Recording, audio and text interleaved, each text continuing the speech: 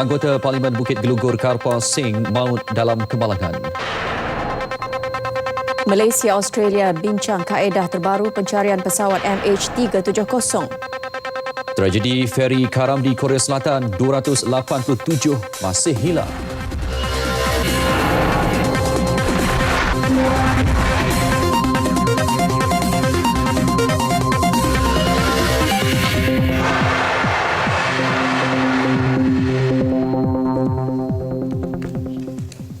Assalamualaikum dan salam satu Malaysia. Saya Syahril Sarapuddin. Dan saya Nur Ashkin Abdul Rahman. Ahli Parlimen Bukit Geluggur Karpal Singh maut dalam kemalangan ngeri di kilometer 306.1 Lebuh Raya Utara Selatan, arah utara berhampiran Gua Tempurung pada pukul 12.40 pagi tadi. Turut terkorban dalam kemalangan itu pembantu peribadinya Michael Cornelius. Ketua Polis Daerah Kampar Superintendent Eng Kong Sun mengesahkan Karpal dan Michael maut di tempat kejadian. Manakala pembantu rumah kapal, seorang wanita warga Indonesia cedera parah dan mengalami pendarahan di bahagian otak. Sementara anak lelaki pemimpin DAP itu, Ram Singh, 38 tahun dan pembantunya cedera ringan. Karpal dikatakan dalam perjalanan dari Kuala Lumpur ke Pulau Pinang sebelum kenderaan yang dinaiki dipercayai hilang kawalan dan melanggar bahagian kanan lori yang sedang bergerak di sebelah kiri laluan sama. Lori 5 tan berkenaan membawa muatan berat simen dan besi. Sementara itu, Ketua Polis Daerah Kampar Superintendent Eng Kong Sun berkata polis menerima panggilan oleh orang awam mengenai kemalangan itu kira-kira pukul 1.10 pagi. So, dalam kereta tu seramai 5 orang. So, di situ kereta Alfa ni kita daripada siasatan yang kita dapat buat kesimpulan bahawa memang dia buat melaju, hilang kawalan dan terus terlanggar kepada lori yang ni. So di sini YB mendiang Karpal Singh sekarang dihantar di Hospital Kampar untuk buat postmortem, dan seorang pembantu dia kita cuba dapatkan dia punya identiti, mungkin yang bernama Michael, kita tak dapat lagi lah. Dan seorang pembantu rumah warga Indonesia mengalami kecederaan parah di kepala dan sekarang dibuat rawatan di Ipoh. Untuk menghadiri perbicaraan yang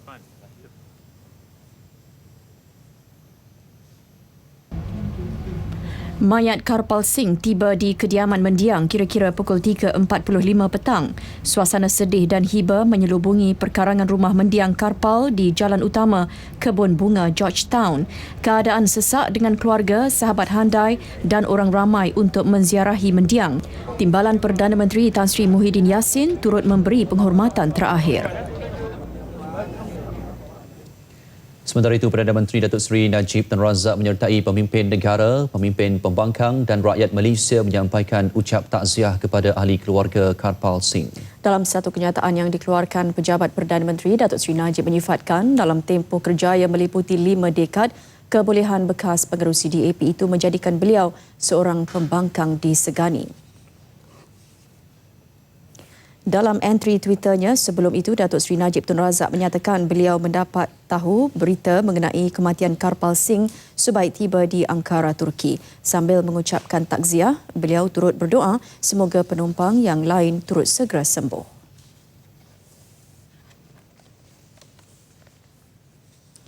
Turut mengucapkan takziah beberapa pemimpin lain. I'm sorry that this accident should happen to him.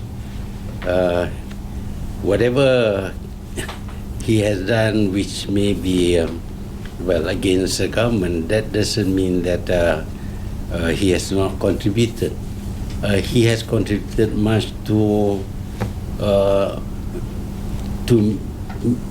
reflecting or criticizing the government when it goes wrong. Some of his criticism may not be correct, but some of them have basis. We need people from among the opposition who will talk sense. Saudara Karpal Singh, seorang pemimpin bidang di dalam politik yang begitu lama, dan salah satu karakter yang akan memberi gambaran yang benar tentang beliau ialah keberanian beliau di dalam macam-macam keadaan. Sementara itu, seluruh warga Parlimen Malaysia hari ini merangkamkan ucapan takziah kepada keluarga anggota Parlimen Bukit Gelunggur, Karpal Singh yang meninggal dunia dalam kemalangan jalan raya awal pagi tadi. Yang di-Pertua Dewan Rakyat Tan Sri Pandikar Amin Mulia berkata Parlimen Malaysia kehilangan seorang tokoh politik yang telah banyak mewarnai sejarah politik negara sejajar dengan amalan demokrasi berparlimen. Dalam kenyataannya, Tan Sri Pandikar Amin juga berharap keluarga, rakan dan kenalan bekas pengerusi DAP itu tabah dan sabar dengan pemergian mendiang. Timbalan Perdana Menteri Tan Sri Muhyiddin Yassin turut merakamkan ucapan takziah kepada keluarga Karpal Singh. Saya turut rasa bersedih dan mengucapkan takziah kepada keluarga beliau. Kita tahu beliau adalah seorang ahli parlimen yang agak begitu gigih, very senior. Tan Sri Muhyiddin ditemui media selepas perjumpaan tertutup bersama pemimpin UMNO negeri di Bukit Jambul, Pulau Pinang. Sementara itu, Pengerusi Barisan Nasional BN Pulau Pinang, Teng Chang Yu, menyifatkan kematian Karpal sebagai satu kehilangan tokoh politik pembangkang.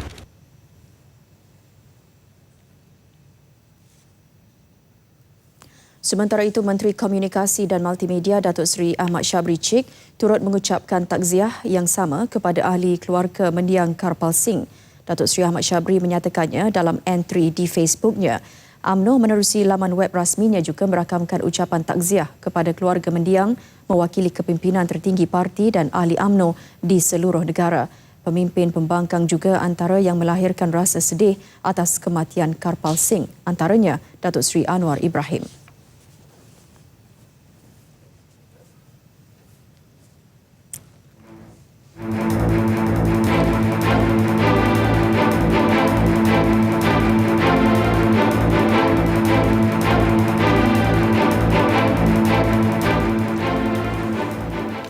Baiklah, kita akan teruskan perkembangan hari ini ke perkembangan hari ke-41 operasi mencari pesawat MH370. Sampel tumpahan minyak yang dikesan kapal pertahanan Australia Ocean Shield di kawasan pencarian pesawat Malaysia Airlines MAS pada Ahad telah dibawa ke Perth untuk dianalisis. Dalam pada itu, dalam satu kenyataan, JACC berkata kenderaan dalam air autonomi AUV Bluefin 21 sehingga pagi Khamis telah mencari kira-kira 90 km persegi dan data daripada misi terbarunya sedang dianalisis. Data yang dikumpul dari dua misi sebelum ini tidak menemui sebarang maklumat. Bluefin 21 yang dilengkapi sonar yang menggunakan bunyi akustik bagi menghasilkan peta 3D dasar laut. Ia ditugaskan dari kapal pertahanan Australia Ocean Shield ke kawasan 40 km persegi untuk meneruskan operasi mencari setelah tidak ada lagi isyarat dikesan oleh ping locator sejak 8 April. Dan hari ini, 10 pesawat tentera, 2 pesawat awam dan 11 kapal digerakkan dalam usaha mencari pesawat MH370. JACC merancang pencarian visual di kawasan seluas kira-kira 40,349 km persegi dengan pusat kawasan carian terletak kira-kira 2,170 km ke utara Perth, Australia. Pencarian kotak hitam pesawat MH370 kekal tetap mencabar meskipun usaha itu kini melibatkan Bluefin 21. Itu pandangan Chris Giovanni, seorang penganalisis imbasan sonar di Perth. Meskipun penggunaan Bluefin 21 memberi harapan baharu untuk menemui MH370, namun menurut beliau misi Bluefin itu tetap berdepan kesukaran. If you had a football field, or even an area that obviously larger than that, much larger than that, a paddock, say, a really large paddock, and it was completely dark and you had a spotlight and all you could do was walk around looking down with a spotlight to try and find your keys, and you couldn't even see the image that you were looking at until 12 hours later.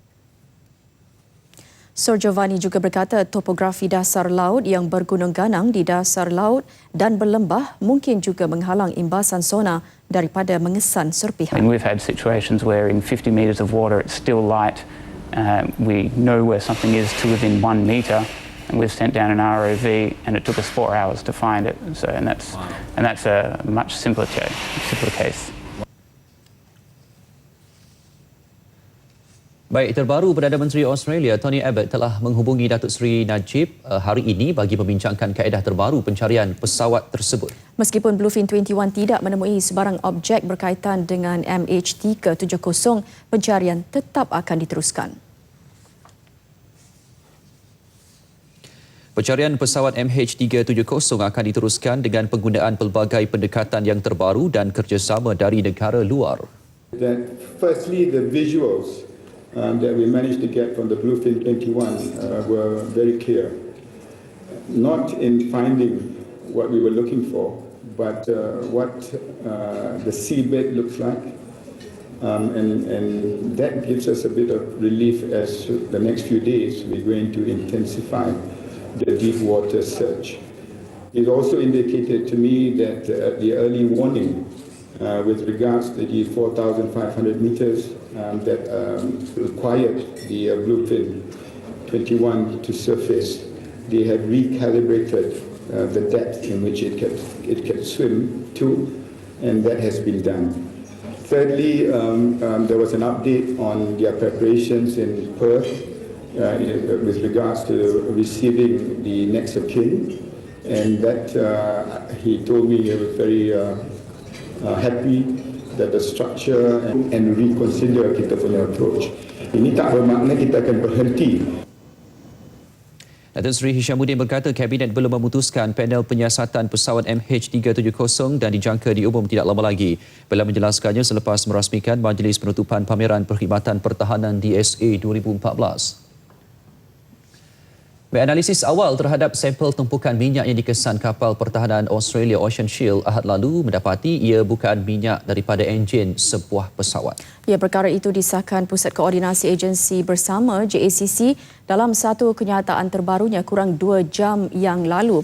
Baik, Hani Muhili di Perth, Australia melaporkan kenyataan tersebut turut menyebut tentang masalah yang mungkin dihadapi kenderaan dasar laut bebas AUV Bluefin 21. Baik, Hanif mungkin boleh perincikan maklumat terbaru itu. Ya, Syikin Syaril, bukan masalah besar sebenarnya, hanya masalah teknikal yang dialami oleh Bluefin 21 pada hari kedua menjalankan misi di selatan Lautan Hindi, dan risikonya juga ketika ini amat kecil dan masih boleh berupaya untuk meneruskan operasi di kedalaman 4,500 meter di kawasan pencarian tersebut, dan parameter kawasan operasi juga membenarkan. Yeah, this is exactly what he said. He said that, quote and unquote, if we don't find the wreckage, then we will regroup and reconsider. I think that has been our case from the start in our journey from the South China Sea to the Straits of Malacca, to the Sea of Andaman, down to the northern, up to the northern corridor, down to the southern corridor. It's always been a question of narrowing the search. And as more information comes in and details and feedback that comes back that needs to be analysed, verified and corroborated, I fully agree with Prime Minister Abbott when he says that there will come a time that we need to regroup and reconsider. But in any event, the search will always continue. It's just a matter of approach. Dia boleh. Jawab vegetarian. Datuk Sri, sekian lama usaha mencari jalan semakin banyak spekulasi yang kedengaran. Adakah daripada banyak-banyak spekulasi ini ada yang diambil perhatian untuk merumuskan usaha pencarian, dan sekiranya usaha pencarian And the preparations in Australia has been done, and on our part, the group involved in dealing with the next of kin and the families will be leaving for Beijing again in the next couple of days to advise them on the latest developments and also latest preparations as we move forward. Finally, he indicated to us that it is important that over the weekend the intensive search in the areas which is most likely to be to where we can find possible traces of the airplane or the black box, if at all, will be over the next few days. So all efforts and focus is being focused in that direction. And that's why today's PC, I would rather concentrate on that.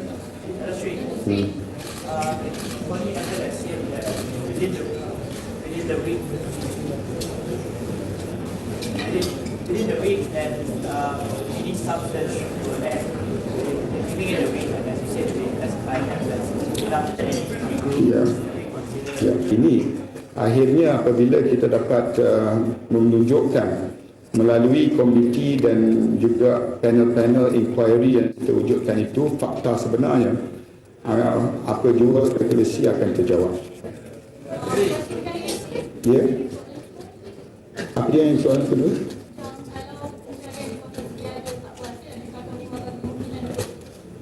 Perdana Menteri Australia Tony Abbott telah pun menghubungi Perdana Menteri kita Datuk Seri Najib, kalau tak salah saya pagi tadi, dan beliau telah berbincang dengan Datuk Seri Najib berhubung kait dengan tindakan kita, dan ini merupakan satu hubungan yang cukup istimewa di mana tidak ada sesuatu yang telah diputuskan tanpa dibincang bersama.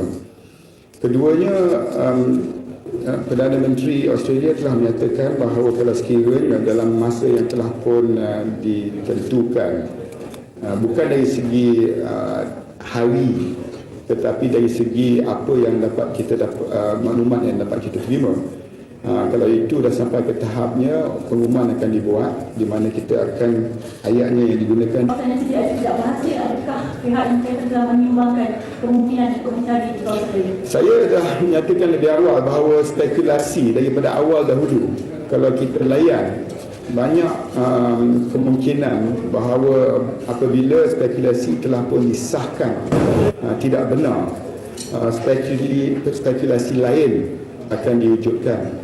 Sebab tu dalam kita mengikuti semua perkara-perkara yang dibangkitkan secara senyap-senyap, saya tak layan spekulasi-spekulasi yang tidak ada pengesahan dan tidak ada verifikasi.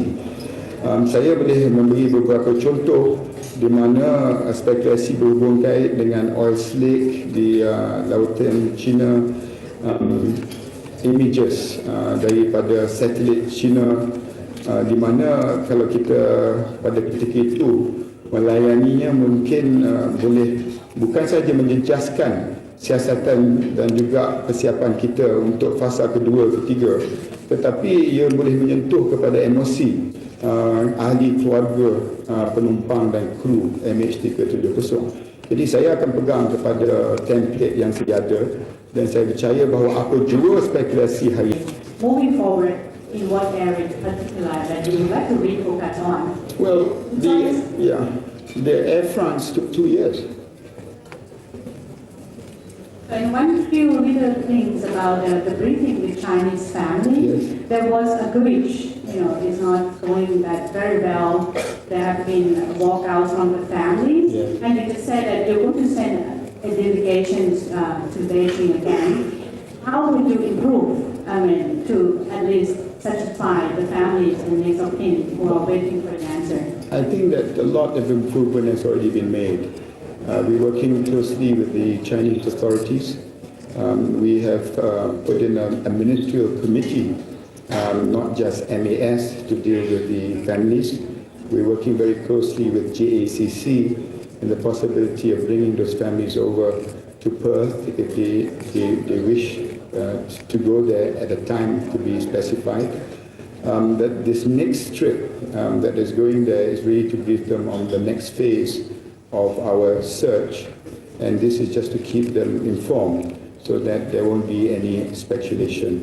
I believe that what has been established just in the last regroup and reconsider kita punya approach. Ini tak bermakna kita akan berhenti operasi carian kita, tetapi cara bagaimana kita nak lakukan carian itu akan dipikir semula. Mungkin di kawasan lain. Hai.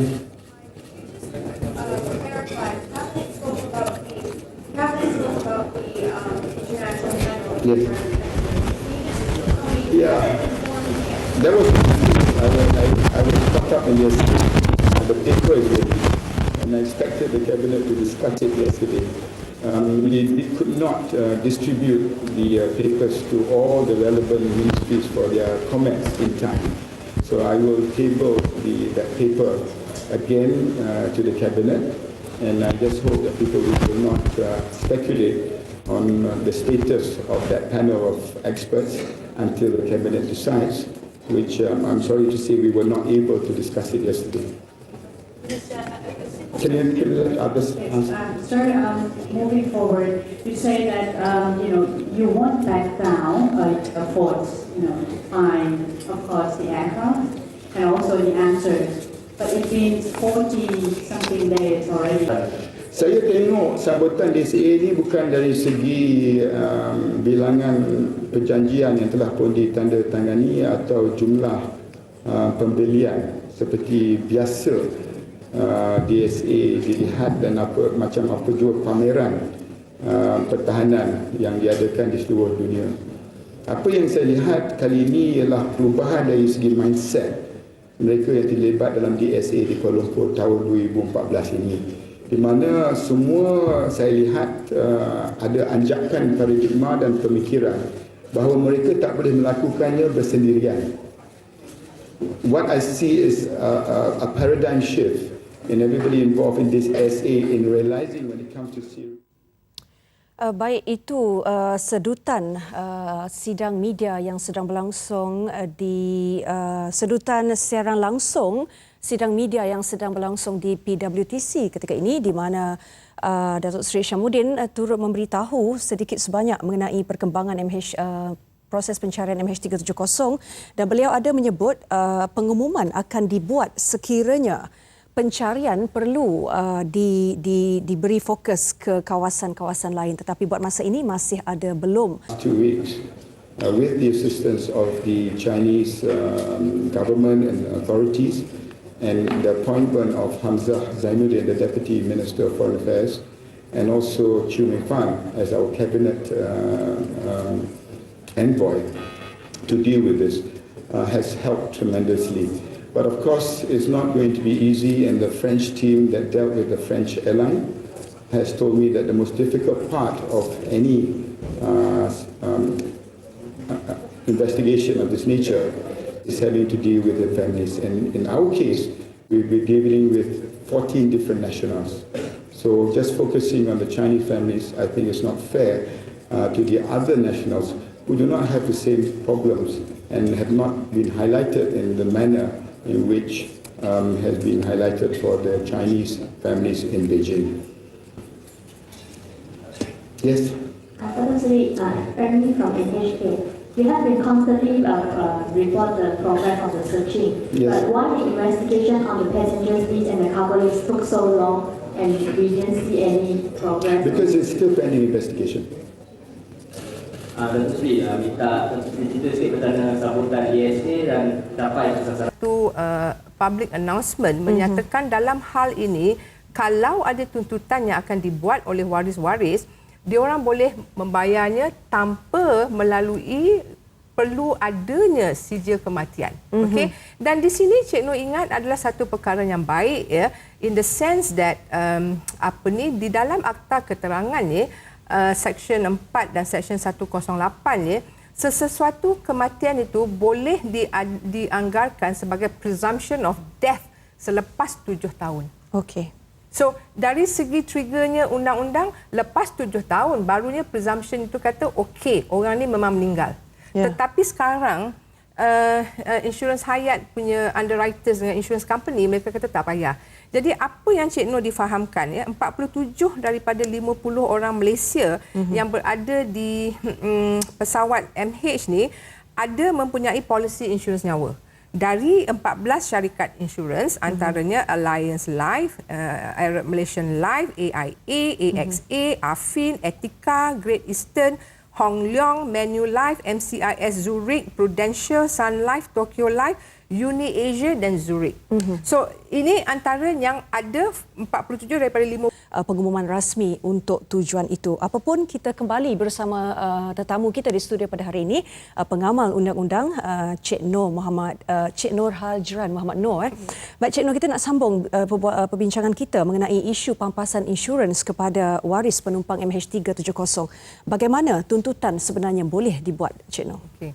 Tadi bila Cik Nur memberi broad view mengenai insurans ni, bila kita menyatakan tentang tuntutan waris next of kin, yang perlu kita concentrate pertamanya, yang paling mudah adalah sama ada waris kita tu mempunyai insurans hayat, life insurance. Okey, bila kita bercakap tentang life insurance, ia of course merujuk kepada hayat.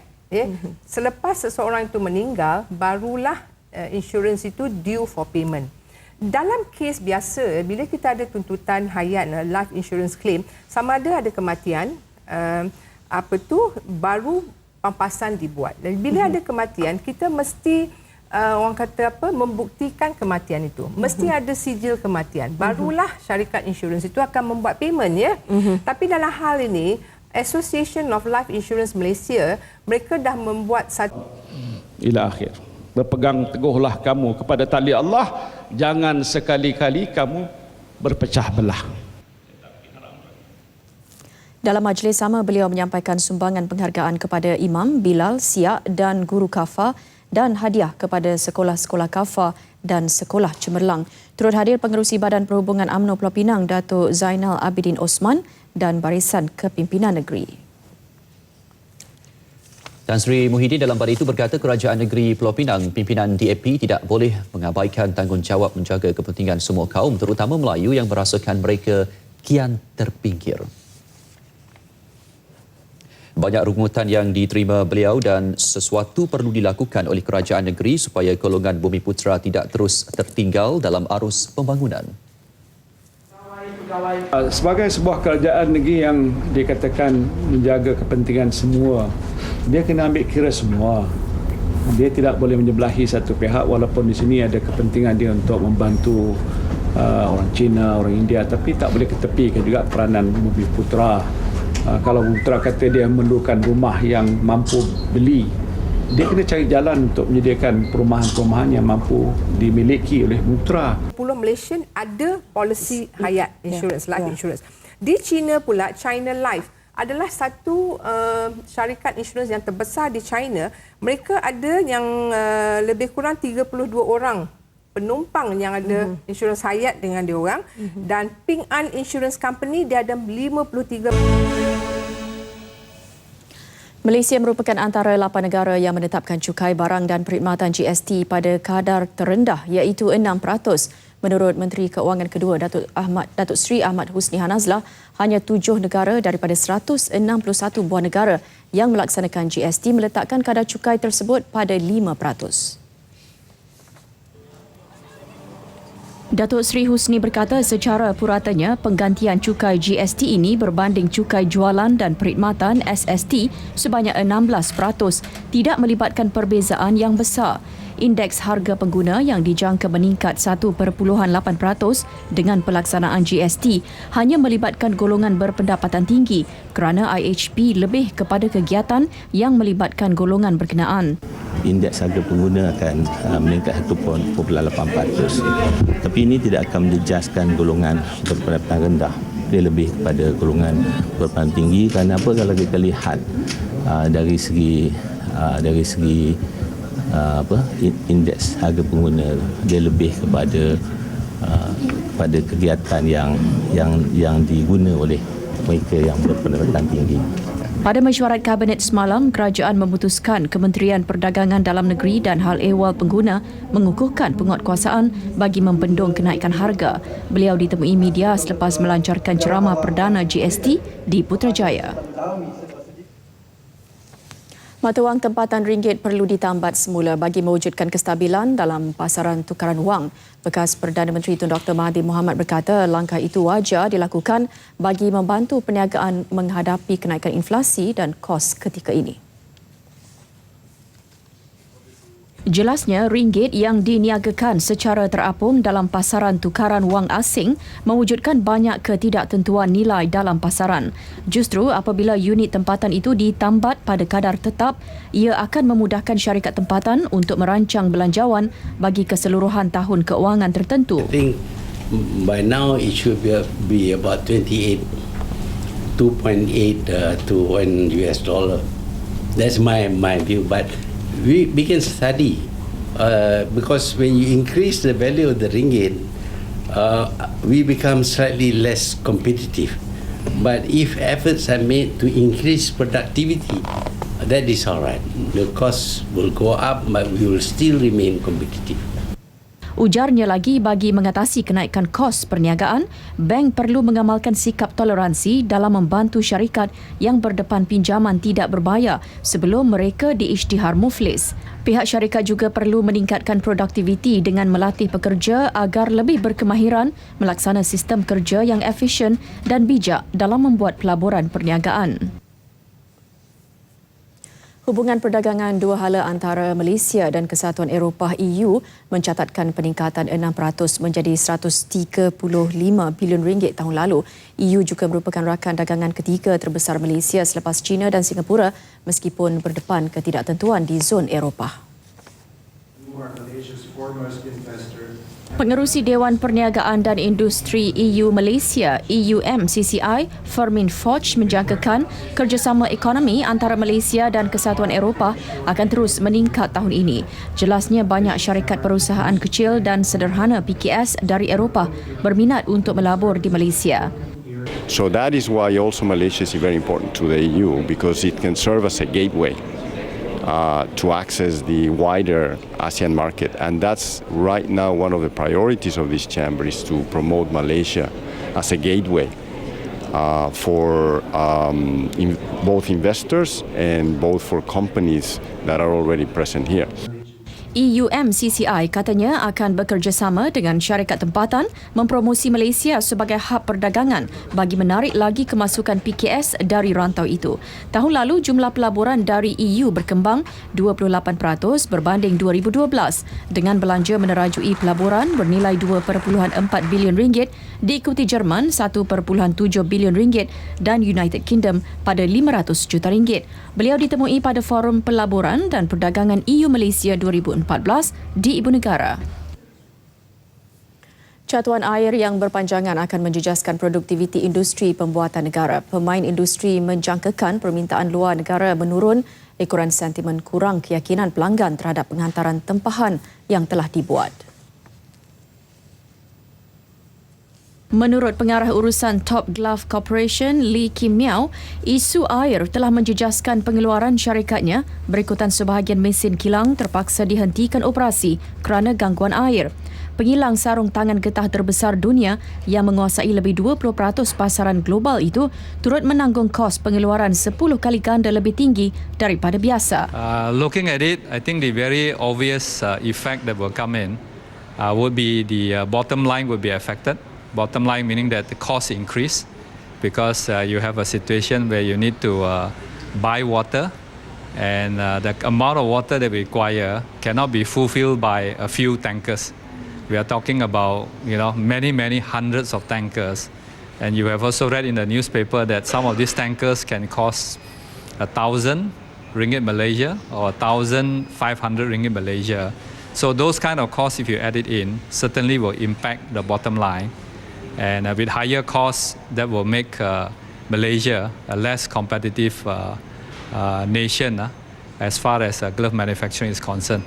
And secondly, also, this kind of happenings also will enable the customer to have this thinking that if you're going to have water rationing in Malaysia, they probably will start to look for supplies in neighboring countries. In countries whereby there is no water rationing problem, where water supply is plentiful. So that again also is another issue that we have to deal with later. Jelasnya lagi adalah tidak adil untuk memindahkan kos pengeluaran yang meningkat mendadak kepada pengguna berikutan gangguan air. Harapan pengilang, dilema itu segera berakhir dengan pengurusan air dan kawalan sumber yang lebih baik oleh pihak berwajib. Bersua kembali. Aset kekuatan kawasan keselamatan khas Pantai Timur Sabah Eskom akan ditambah hujung bulan ini bagi meningkatkan serta memantapkan lagi kawasan keselamatan di kawasan Zon Selamat Timur Sabah S-Zone. Menteri di Jabatan Perdana Menteri Datuk Seri Syahidan Kasim berkata aset yang ditambah ialah bot laju dan penambahan anggota keselamatan. Datuk Seri Syahidan Kasim dalam pada itu melakukan tinjauan di Singamata Adventurous and Reef Resort Sempurna. Eskom telah meningkatkan lagi kawalan keselamatan di semua pulau Peranginan termasuk resort di sekitar Sempurna bagi memastikan keselamatan pelancong terjamin. Datuk Seri Syahidan berkata pihak berkuasa tempatan PBT perlu meminta kebenaran daripada Eskom sekiranya ingin membina sebarang struktur baharu iaitu resort di kawasan S-Zone. Baik, ini pula perkembangan susulan pengumuman penutupan Universiti Antarabangsa Al-Bukhari AIU yang dijangka dibuat pada Jun depan. Menteri Pendidikan kedua Datuk Seri Idris Yusof berkata keputusan untuk menutup AIU masih dalam perbincangan kerana pihak AIU tidak boleh sewenang-wenangnya menghentikan operasi institut pendidikan itu. Mereka memohon untuk menghentikan operasi. Okey. Dan kita lihat ada syarat-syarat. Bukan dia boleh buat senang-senang. Ya, dia nak henti suku dia, tak boleh. This is governed under Akta 555. Mereka sebagai satu private entity boleh menghentikan operasi as decided by the board. Mereka boleh. Tapi nak berhenti dia ada cara dia. AIU dikatakan bakal ditutup Jun ini kerana masalah dalaman. Bagaimanapun ia dinafikan pihak AIU. Baru-baru ini Universiti Utara Malaysia UUM mengesahkan akan menawarkan pada 219 mahasiswa Universiti Antarabangsa Al-Bukhari AIU tempat untuk menamatkan pengajian di kampus UUM di Sintok. Susulan kebakaran di Kuala Abang Dungun Terengganu sejak 3 hari lepas. Kebakaran hutan paya gambut di sekitar Kampung Baru dan Kampung Rubatil semakin merebak kawasan seluas 20 hektar. Cuaca panas dan kering serta tiupan angin yang berubah-ubah menyebabkan kebakaran semakin merebak. Nur Yusof ada laporannya.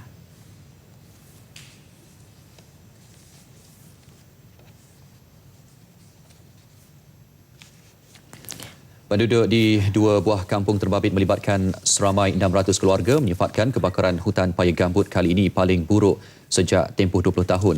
Mereka bukan sahaja terpaksa menghirup asap tebal, malah berdepan risiko api kebakaran menghampiri kediaman. Mereka terpaksa melupakan aktiviti luar dan menutup semua tingkap rumah bagi bergelak asap dan habuk masuk ke dalam kediaman yang boleh menjejaskan kesihatan mereka. Majoriti penduduk yang bekerja sendiri hilang mata pencarian semata-mata memantau dan membantu pihak Jabatan Bomba dan Penyelamat memadamkan kebakaran di sekitar kediaman mereka. Bagi mereka yang bekerja pula terpaksa mengambil cuti sebagai langkah berjaga-jaga bagi mengelak sebarang kemungkinan luar jangka. Oh, dia melarat sampai ke rumah tangga saya, maklumlah. Itu seorang yang miskin. Abu-abu habis penuh dalam rumah. Habis hitam, habis macam abu-abu daun kayu kan. Habis. Dari nak masuk. Kalau macam asap banyak, kadang-kadang lari. Di rumah saudara-saudara lah. Mau rakut dalam sini kau. Pak selamat sikit lah. Kejadian kebakaran hutan paya gambut turut tempias kepada pelajar-pelajar sekolah melibatkan 4 buah sekolah di 2 buah kampung tersebut, iaitu Sekolah Kebangsaan Kampung Baru, Sekolah Rendah Rubatil, Sekolah Menengah Kompleks Rubatil dan Sekolah Menengah Kebangsaan Agama Kuala Abang.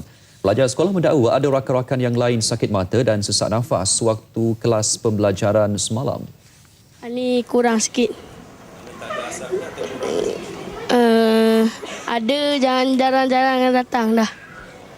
Semalam teruk ke? Macam mana? Teruk. Semalam teruk? Berbanding dengan hari ini. Semalam teruk daripada hari ini. Dan hari ini? Ini kurang. Kemarin asap banyak masa belajar. Asap banyak tapi sekarang hari ini dah kurang dah. Takut jugalah batuk, sakit-sakit mata, gatal. 4 buah sekolah terbabit masih beroperasi, hanya sebilangan pelajar yang menggunakan penutup mulut. Sebuah aktiviti dan kegiatan ko-kurikulum luar bilik darjah ditangguhkan sementara waktu. Seramai 64 penduduk kampung Bintang, Batu Pahat, Johor dipantau selama seminggu selepas menunjukkan tanda-tanda awal sindrom pernafasan Timur Tengah coronavirus MERS-CoV. Kesemua mereka bagaimanapun hanya diletakkan di rumah masing-masing sehingga disahkan bebas daripada virus terbabit. Pengerusi Jawatankuasa Kesihatan dan Alam Sekitar Johor, Dato' Ayub Rahmat berkata, kesemua mereka dipercayai pernah berhubungan dengan Allahyarham Kamaruzaman Jafri, iaitu mangsa pertama MERS-CoV yang disahkan meninggal dunia di sebuah hospital di Batu Pahat, Johor Ahad lalu. Jabatan Kesihatan Negeri juga telah menubuhkan pusat pemeriksaan khas jangkitan MERS-CoV di Kompleks Penghulu Mukim 3 di Kampung Terbabit bagi memudahkan penduduk kampung membuat pemeriksaan. Katanya sehingga kini seramai 100 daripada keseluruhan kira-kira 1,000 penduduk kampung Terbabit membuat pemeriksaan dan 64 daripadanya mempunyai tanda-tanda awal virus MERS-CoV. Kita bagi dia mask, kita bagi dia nasihat dan sebagainya, dia suruh dia duduk rumah. Tempoh rumah tu dalam tempoh seminggu. Kalau kata dalam seminggu ianya masih lagi tak baik, maka dia perlu datang ke hospital. Kuarantin dalam bentuk arti kata duduk dalam keadaan selesa lah dekat rumah. Dan itu sebabnya kita bimbang oleh kerana kes pertama ni berlaku di sini. Kemudian kita lihat bahawa sanak saudara yang berdekatan juga mengalami simptom sebagai batuk dan sebagainya. Maka kita bertindak segera di sini dan kita nak pastikan bahawa penduduk yang ada di sini dapat dikawal, dapat diberikan pemeriksaan yang sewajarnya agar kita dapat mengawal dari segi penularan penyakit ini. Beliau berkata demikian selepas mengadakan tinjauan di Pusat Pemeriksaan MERS-CoV Kampung Bintang, Batu Pahat, Johor. Hadir sama Pengarah Kesihatan Johor, Dr. Muhammad Khairi Yaakob. 2,885 kes telah diambil tindakan di lebih 433,000 premis perniagaan melalui ops harga yang dilancar mulai Januari lalu hingga semalam. Ia melibatkan jumlah rampasan lebih RM500,000 dan keseluruhan nilai kompaun sebanyak RM146,350. Statistik itu disahkan melalui kenyataan media Kementerian Perdagangan Dalam Negeri, Koperasi dan Kepenggunaan KPDNKK. Sementara itu dalam tinjauan ke sebuah pusat beli belah eksklusif di Ibu Negara, Menterinya Datuk Seri Hassan Malik menegaskan premis barangan mewah turut diwajibkan mempamer tanda harga pada produk yang dijual di kedai mereka. Ketika ini masih banyak premis seumpama itu tidak mengambil langkah berkenaan sekaligus menimbulkan masalah dan kekeliruan kepada pengguna. Sehubungan itu, satu perjumpaan bersama Persatuan Rangkaian Peruncit Malaysia akan diadakan dalam tempoh terdekat bagi mewujudkan persefahaman prosedur perniagaan antara kerajaan dengan wakil persatuan berkenaan dari negara luar. Oleh kerana itu, satu perjumpaan akan kita adakan khususnya dengan MRCA ataupun punya premis-premis besar ini untuk kita terangkan awal akta dan kita nak minta pandangan daripada peniaga ini sendiri. Mungkin dia nak minta kelonggaran ataupun mereka nak minta buat cadangan-cadangan lain lah. Ini akan kita ambil kira sebab kita nak mewujudkan satu suasana let's more people from overseas coming to our country. Okeylah, ini nampak dia. Datuk Seri Hassan meninjau ke lebih 10 kedai barangan berjenama mewah di pusat beli belah tersebut.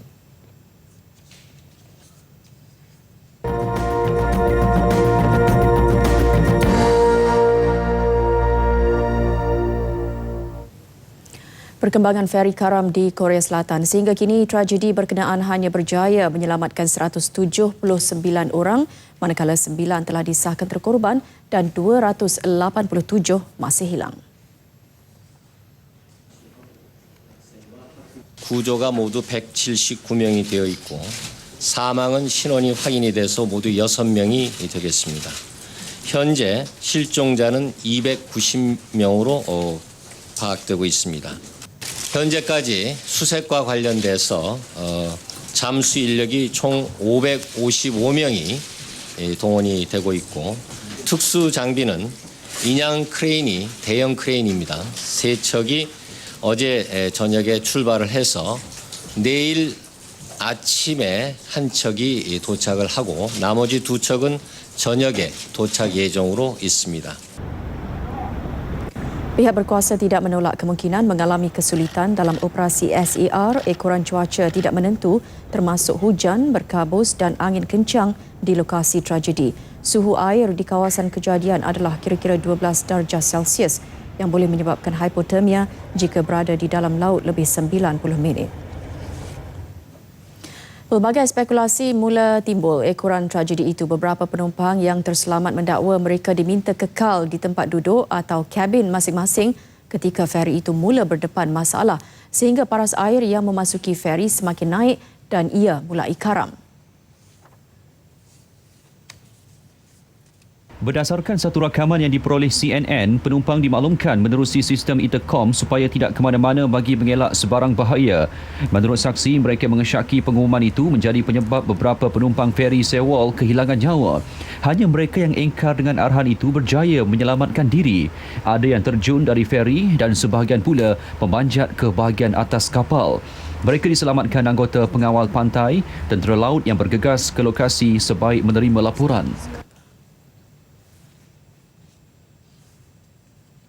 가족들에게도 아주 죄송하다는 말씀, 죄인으로서 죄송하다는 말씀만 다시 한번 드리면서 회사 내에서는 최선의 인명 피해가 없도록 노력을 경주할 것을 약속드립니다. 죄송합니다. Itu pula permohonan maaf yang dibuat eksekutif Chong Hae Jing Marine Company, Kim Yong Bung, syarikat yang mengendalikan perkhidmatan feri tersebut berhubung tragedi semalam. Pelbagai persoalan kini timbul bagaimana feri Sewol itu boleh karam dan tenggelam hampir sepenuhnya. Sementara itu, meskipun operasi menyelamat dipergiat oleh pihak berkuasa, beberapa ahli keluarga dan waris kira-kira 290 penumpang yang masih hilang dan dikhawatiri terperangkap dalam feri itu yang berkumpul di Pelabuhan Jindol tidak berpuas hati kerana mendakwa operasi berjalan perlahan. 다른 부모한테 왔는데 한 10명 된대요. 근데 살아있는데도 이 조류 때문에 들어가지 못하는 거예요. 12시부터 나온 얘기가 제가 7시까지 학교에 있었는데 7시까지 똑같은 얘기만 하더라고요. 다른 얘기 하나도 해주는 게 없고. 그리고 뭐 장관들, 국회의원들 와가지고도 사진만 찍고 같이 도움이 되는 게 하나도 없더라고요. 직접 전화 좀 해달라니까 남을 통해서 또 전화해주고. Pasukan penyelamat masih meneruskan operasi mencari penumpang dan anak kapal itu yang kebanyakan penumpangnya adalah pelajar. Tentera laut dan pengawal pantai sejak malam tadi berdepan ombak yang kuat dengan tahap penglihatan yang merosot disebabkan cuaca sejuk. Mereka dilaporkan belum boleh memasuki satu pun kabin di dalam feri. Punca nahas feri Sewol seberat 6,825 tan itu masih kabur dan beberapa penumpang mendakwa feri mungkin terlanggar objek di dalam laut. Menteri Komunikasi dan Multimedia Datuk Seri Ahmad Syabri Cik hari ini menerima kunjungan hormat daripada Menteri Penerangan Oman Dr. Abdul Munim Mansur Said Al-Hassani di Putrajaya. Ia sempena lawatan kerja beliau ke negara ini sehingga Sabtu. Dr. Abdul Munim turut mengadakan mesyuarat dua hala bersama Datuk Seri Ahmad Syabri. Antara perkara yang dibincangkan adalah untuk memperkukuhkan kerjasama dua negara dalam bidang berkaitan penerangan. Hadir bersama adalah Duta Oman ke Malaysia, Janab Sayyid Fakhri Muhammad Said Al-Said. Dr. Abdul Munim dijadual mengadakan lawatan ke Ibu Pejabat Berita Nasional Malaysia bernama esok.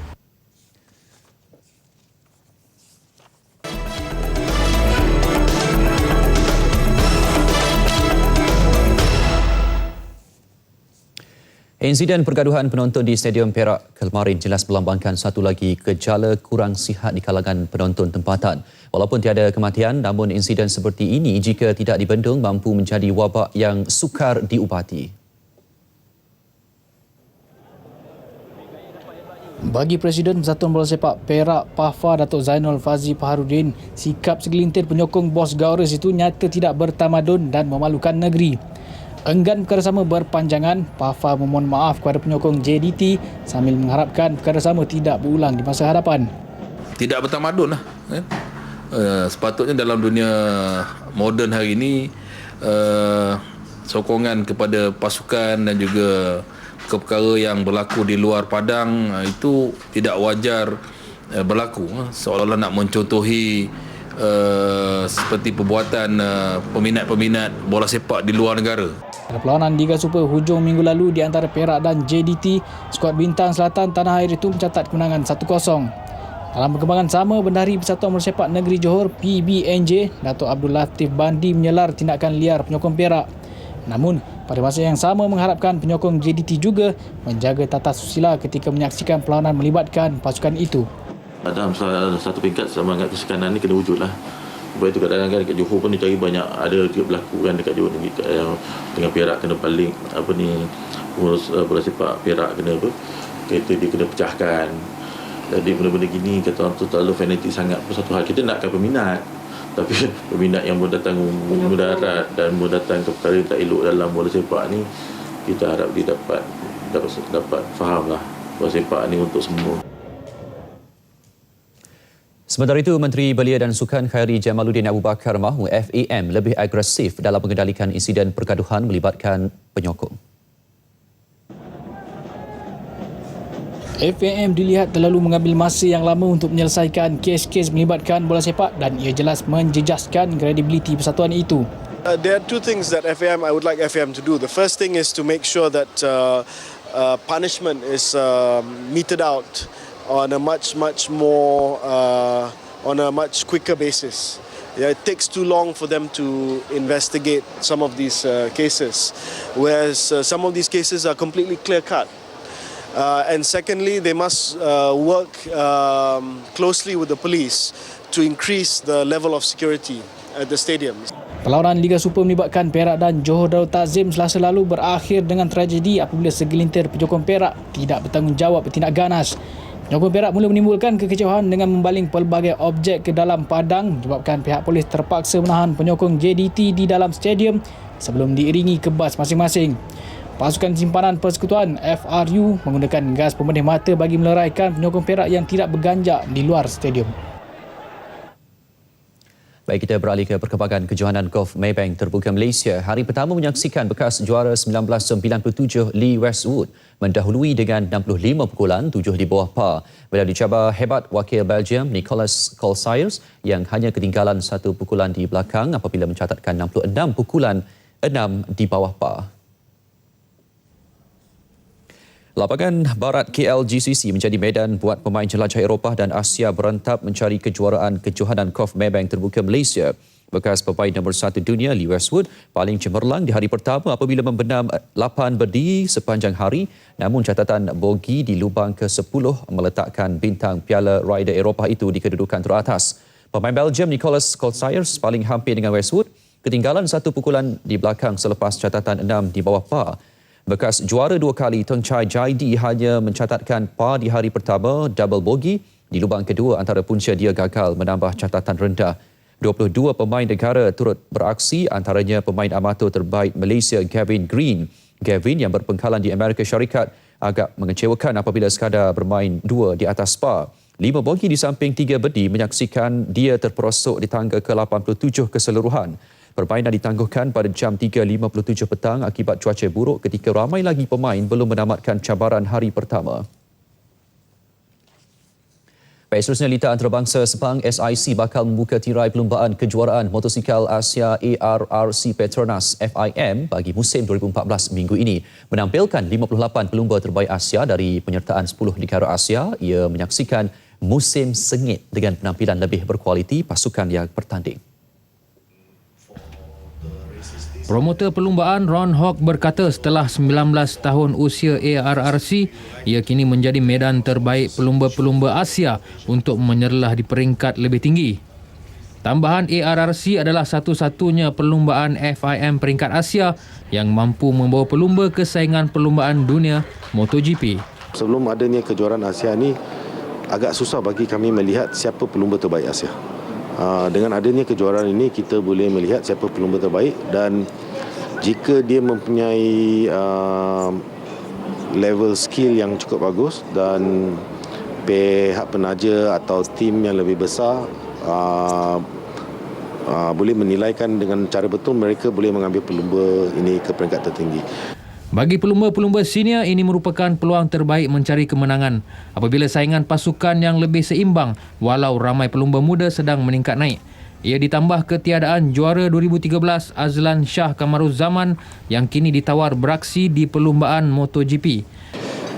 Amat sukar bagi pelumba bila beralih kepada pasukan lain ke pasukan lain dan jentera daripada Kawasaki ke Yamaha ke Kawasaki memerlukan masa sedikit dan saya akan cuba menyesuaikan diri dengan motosikal dan juga dengan mekanik-mekanik yang barulah untuk sebab kita kalau kita nak membuat setting kita kena communicate dengan mekanik dengan baik lah. Pada tahun ini adalah tahun yang amat penting dan amat menduka cita kan kerana saya mengalami kecederaan.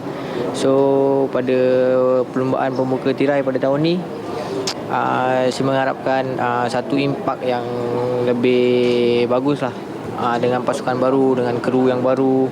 So sedikit sebanyak dapat orang kata apa menambahkan lagi keyakinan untuk mendapat orang kata apa keputusan yang lebih bagus daripada tahun lepas. 2014 we are Kawasaki Racing Team back again champion and also target also champion. So last time testing also happened here pretty much good and also make a new lap record back again then pretty much good. So maybe I want to win in the second. ARRC 2014 akan menampilkan 3 kategori perlumbaan iaitu Super Sports 600cc, Underbone 130cc dan Asia Dream Cup sebanyak 6 pusingan. Selepas litar SIC, saingan akan diteruskan pada bulan Jun di Sentul, Indonesia, Ogos di Autopolis, Jepun, September di Suzuka, Jepun, November di litar baru Buriram, Thailand dan terakhir bulan Disember di litar Losail, Qatar.